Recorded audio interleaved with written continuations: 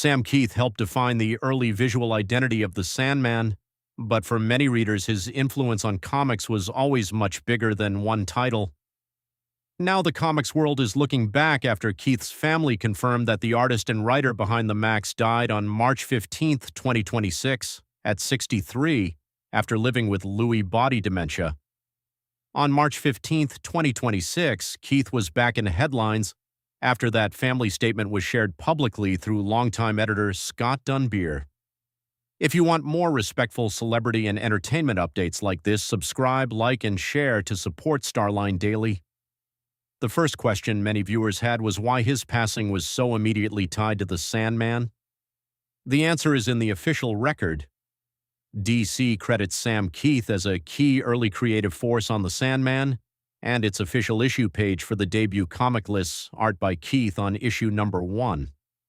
Those first issues mattered because they introduced Morpheus and the tone of the series long before the property reached a broader audience through the Netflix adaptation.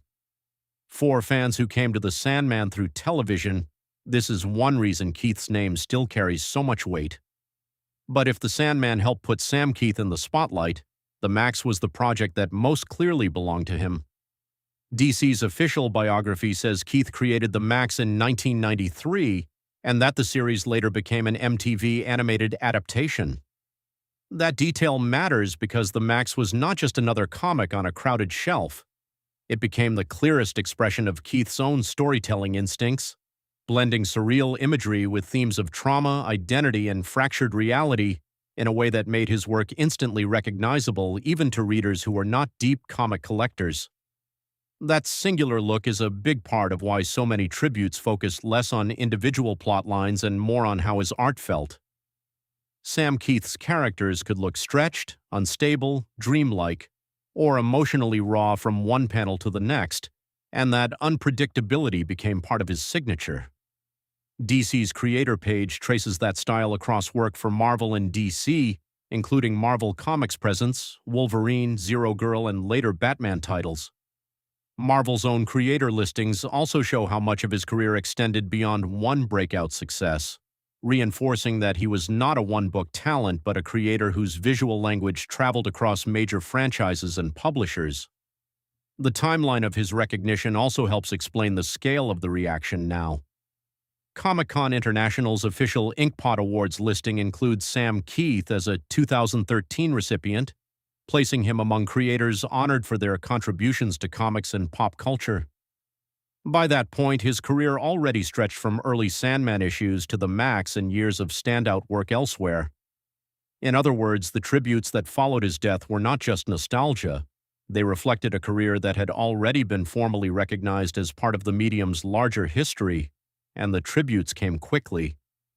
Public reporting highlighted reactions from fellow creators, including longtime friend Kelly Jones, who said Kieth changed the course of his career. That reaction says a lot about why this story spread so fast through the comics world.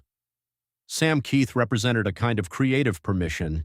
He showed that comic art did not have to look polished in a conventional way to feel powerful.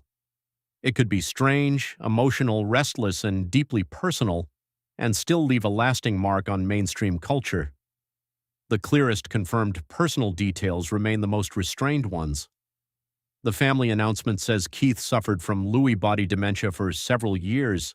It also says he is survived by his wife Kathy, that there will be no memorial service, and that donations in his name are being directed to the Hero Initiative, the Comic Book Legal Defense Fund, or the Lewy Body Dementia Association.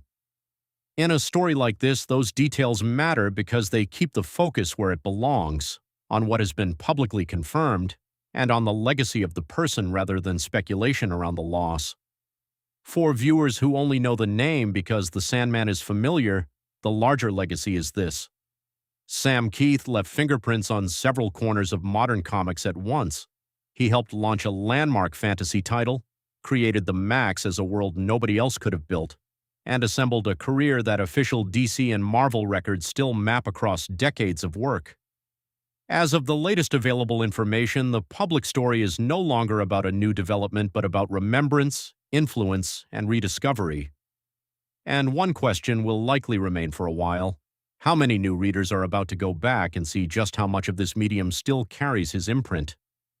Thank you for watching, and thank you for supporting Starline Daily.